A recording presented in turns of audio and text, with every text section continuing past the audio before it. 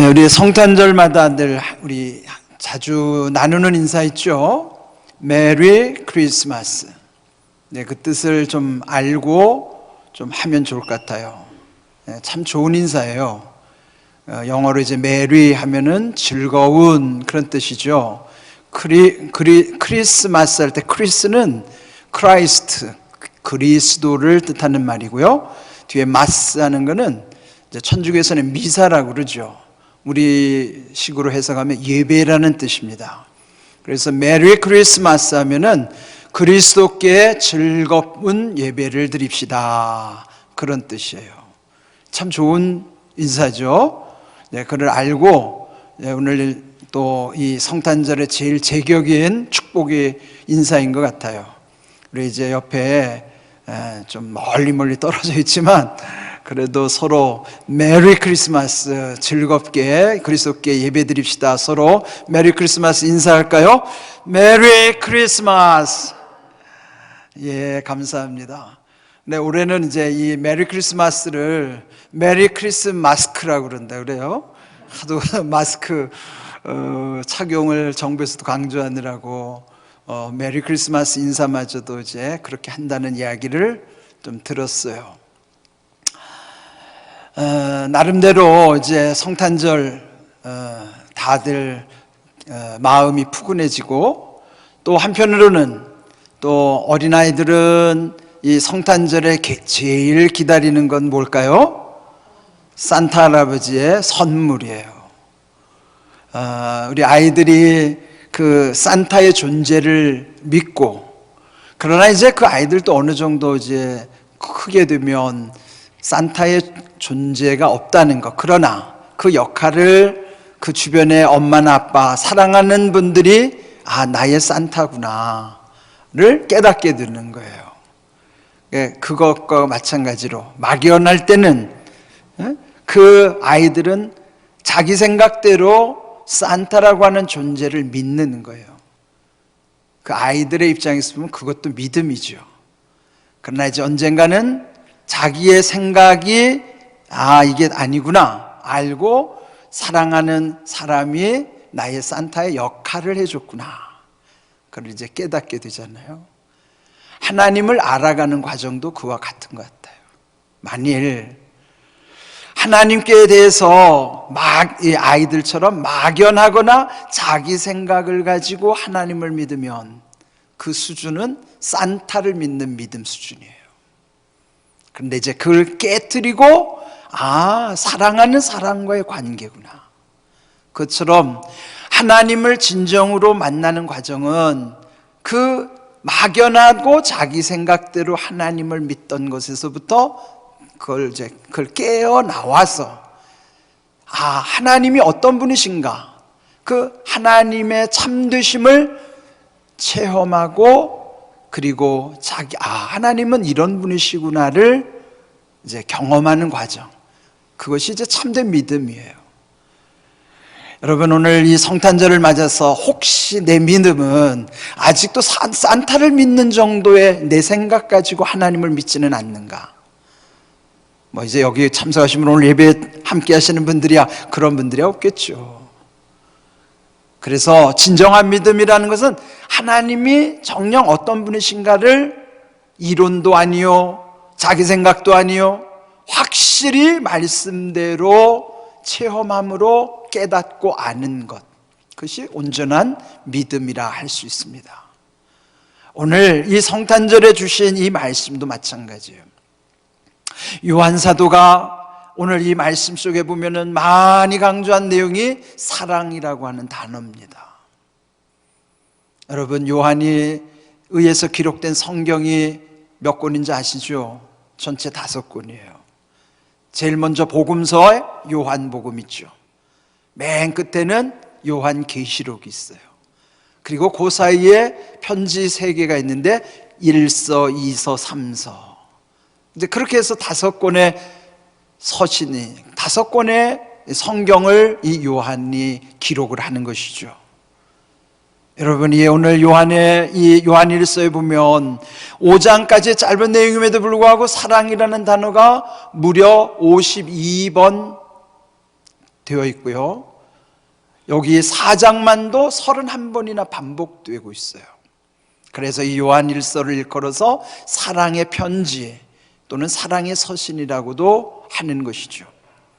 그런데 이제 오늘 이 말씀에 보면 제목이 독생자를 보내심은 그랬어요. 여러분, 독생자라고 하는 표현 우리는 교회학교 때부터 제일 많이 듣는 성경 구절 있죠. 요한복음 3장 16절 말씀. 하나님이 세상을 이처럼 사랑하사 독생자를 주셨으니 이는 그를 믿는 자마다 멸망치 아니하고 영생을 얻게 하려 하심이라 그랬어요. 그 요한복음 3장 16절 그것도 요한에 의해서 기록된 것인데 오늘 이 말씀 읽은 4장 10절에도 보면 사랑은 여기 있으니 우리가 하나님을 사랑한 것이 아니요, 그러면서 그 앞절의 9절에도 보면은 하나님이 자기의 독생자를 세상에 보내심은 그랬어요. 여러분, 이 독생자라고 하는 표현을 잘 생각해 보십시오.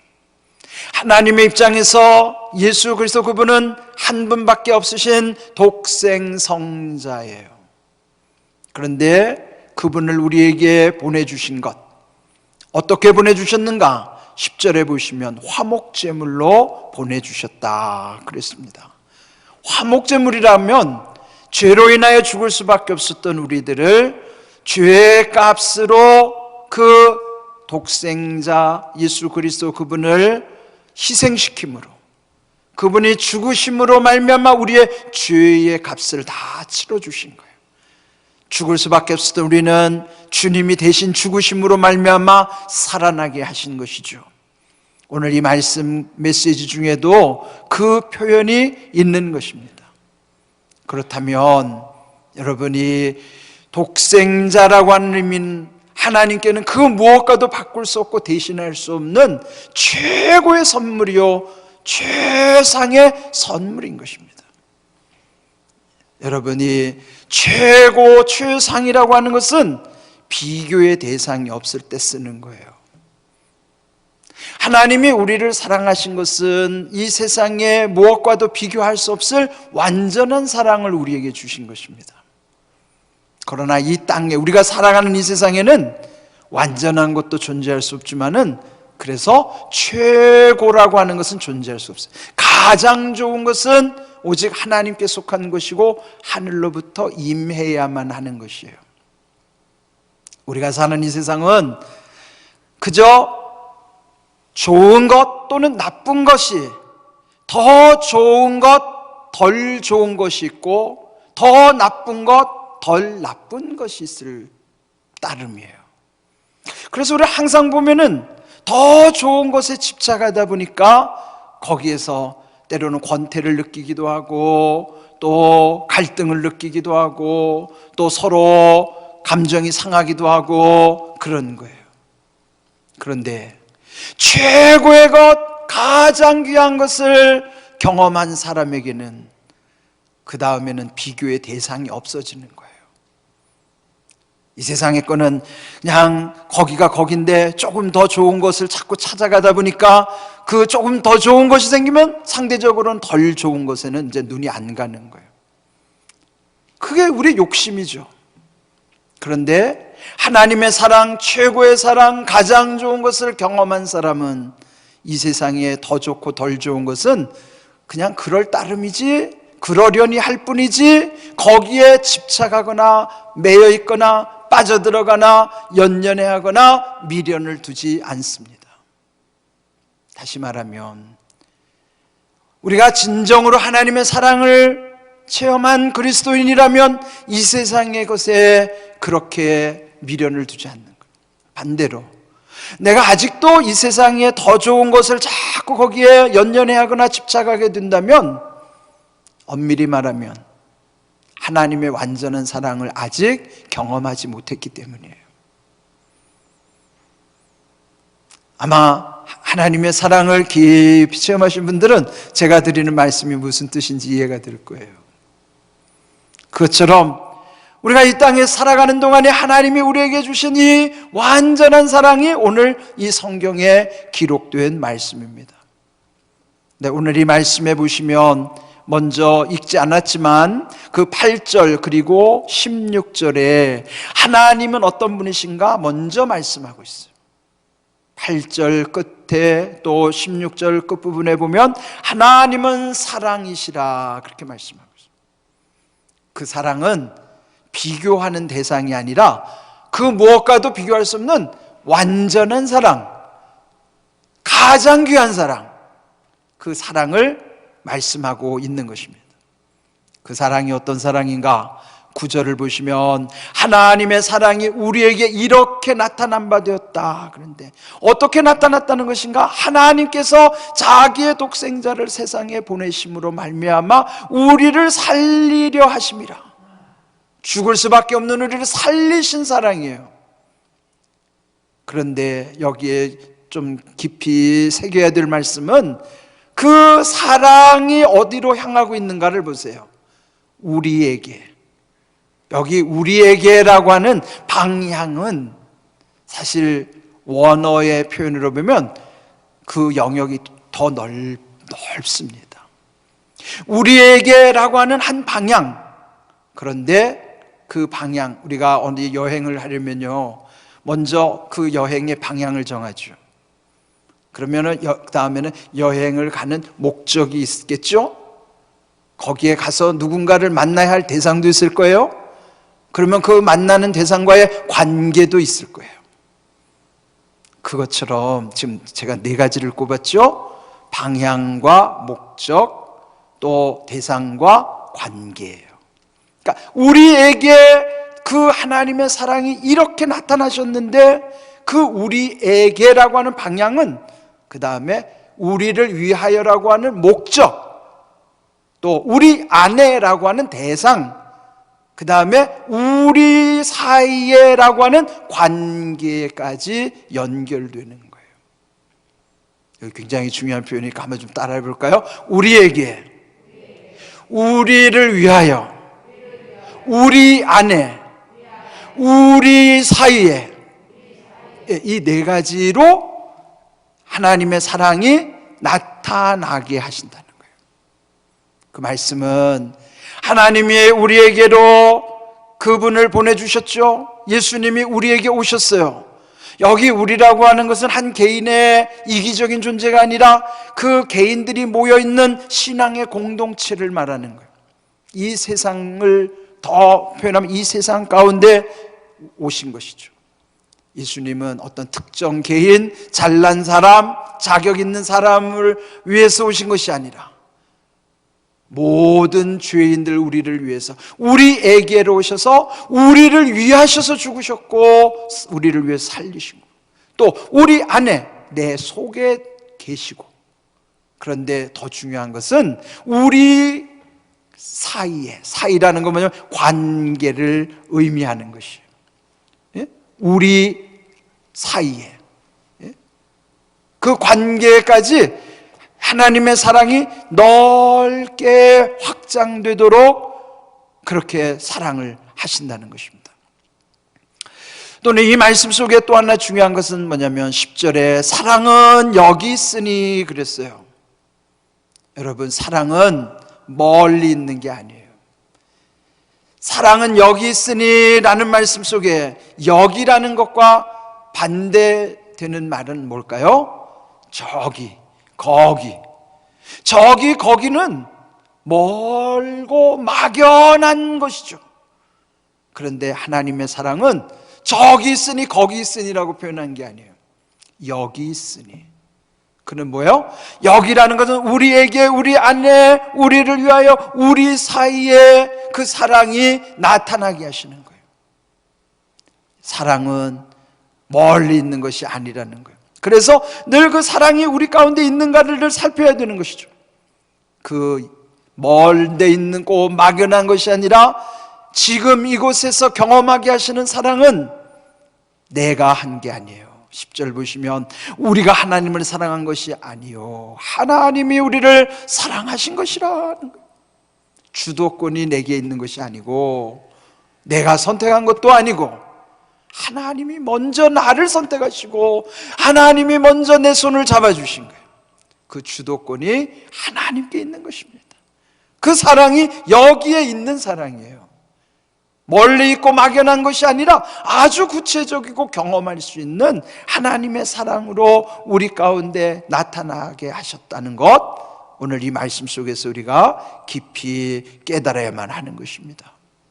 그리고 이제 그 말씀 속에 마지막 읽은 11절에 보시면은 사랑하는 자들아 하나님이 이같이 우리를 사랑하셨은즉, 이같이 우리를 사랑하셨다는 게 그 앞에 있는 말씀이에요. 그 독생성자 그분이 우리에게, 우리를 위하여 우리 안에, 우리 사이에 나타나게 하신 그 사랑, 우리를 살리신 사랑, 하나님이 먼저 하신 사랑, 그 사랑을 하나님이 우리에게 주셨기 때문에 우리를 이미 먼저 사랑하심으로 우리도 서로 사랑하는 것이 마땅하도다 하는 거예요. 이 사랑은 마땅히 해야 하는 사랑이죠. 명령이기도 해요. 너희는 서로 사랑하라. 그런데 여러분, 명령은 지켜야 하는 것인데 또 자기 마음대로 안 되는 거예요. 억지로 할 수도 없는 것입니다. 하나님의 명령은요, 억지로 하라는 게 아니에요. 왜 그럴까요? 예수님을 이 땅에 보내주신 목적도 문제를 해결해 주실 뿐만 아니라, 문제가 해결됐다고 해서 우리가 온전해지느냐? 그렇지도 못해요.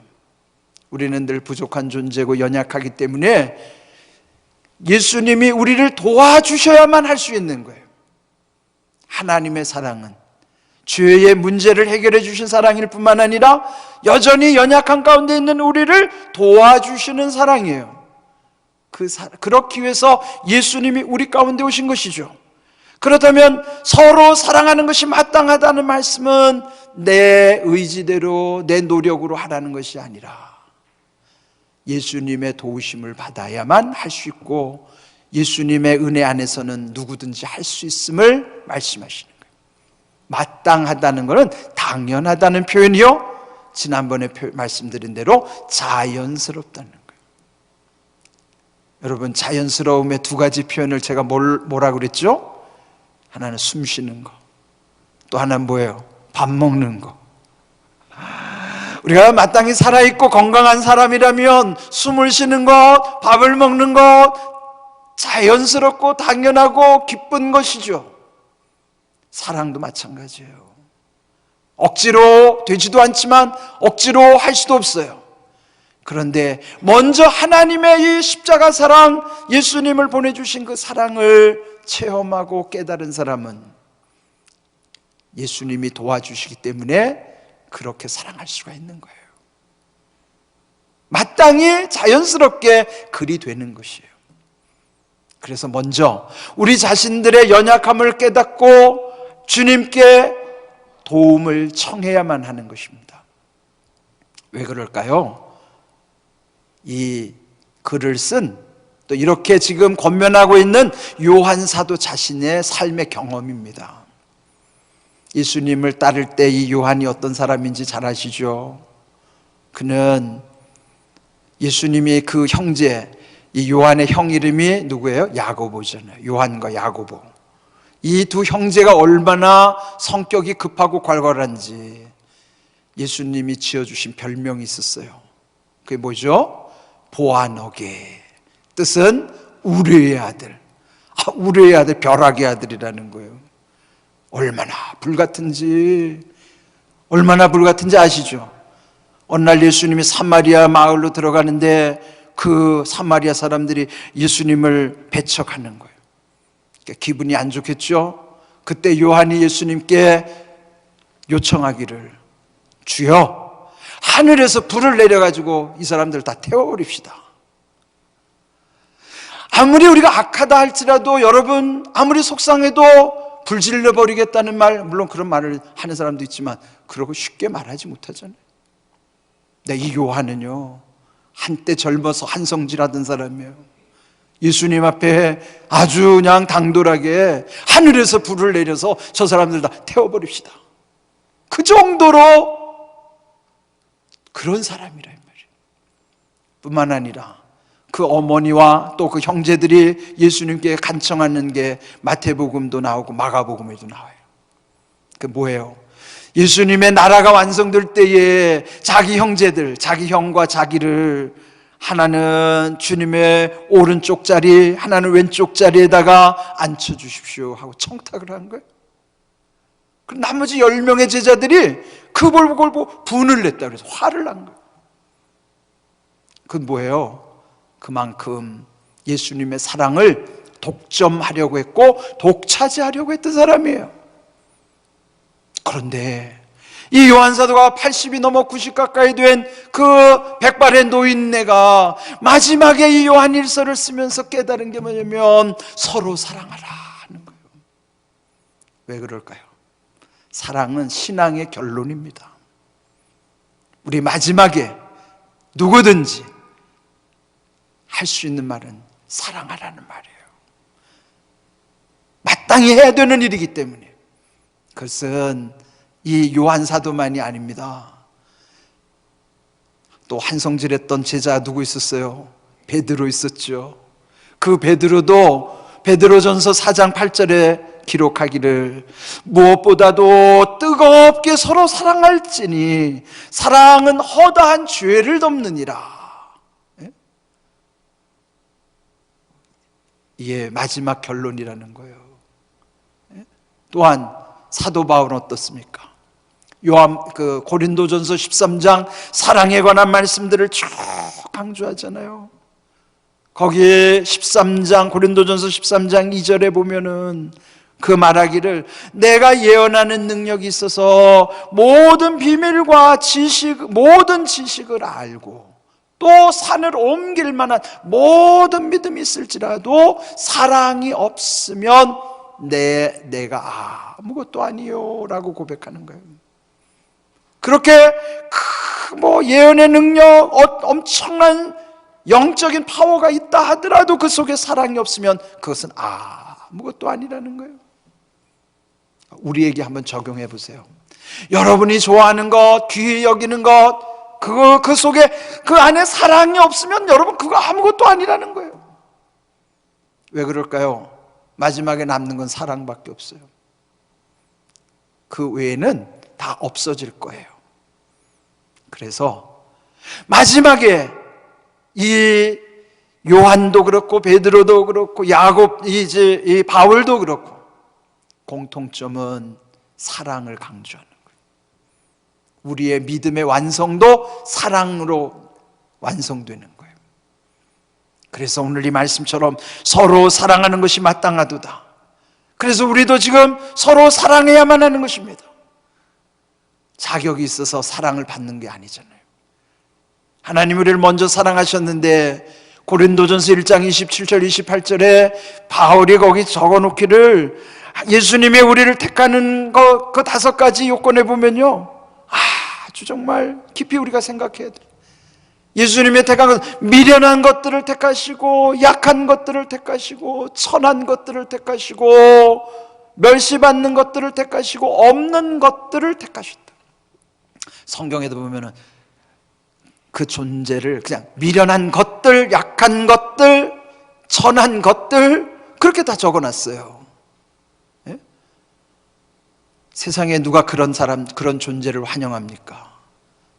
그런데 예수님은 아무 자격도 없는 그들을 먼저 찾아오셔서 사랑하시고 그리고 마침내 우리를 택하시고 우리를 온전케 하시는 거예요.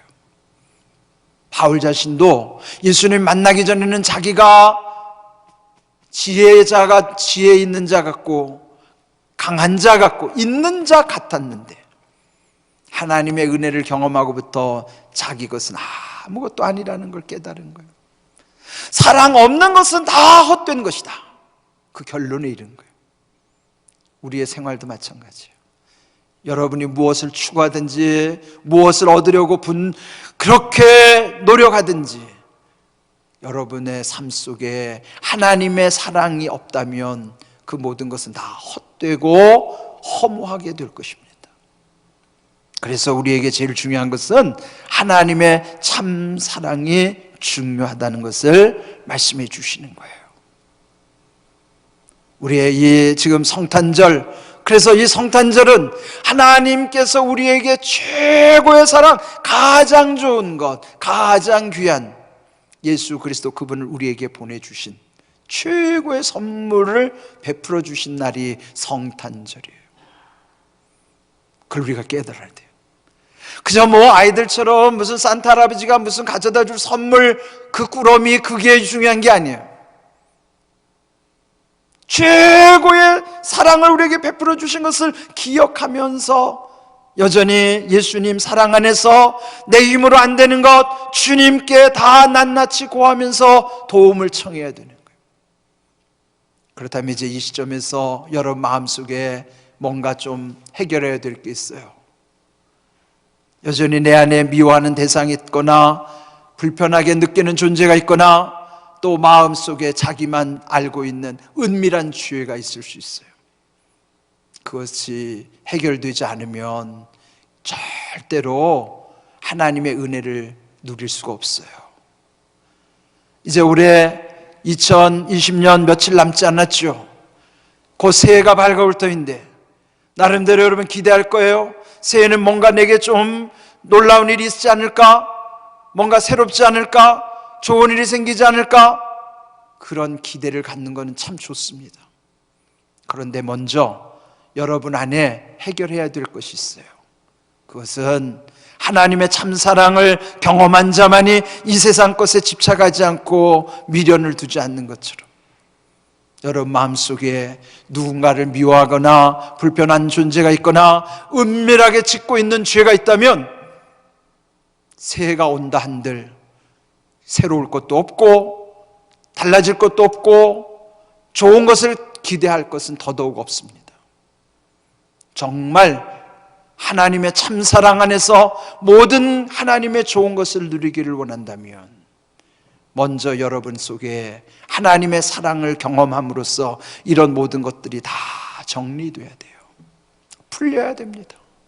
여러분 마음이 열려지면 그때부터 그 열려진 마음속에 하나님의 은혜 가운데서 문제들이 하나씩 하나씩 풀려지게 돼 있어요.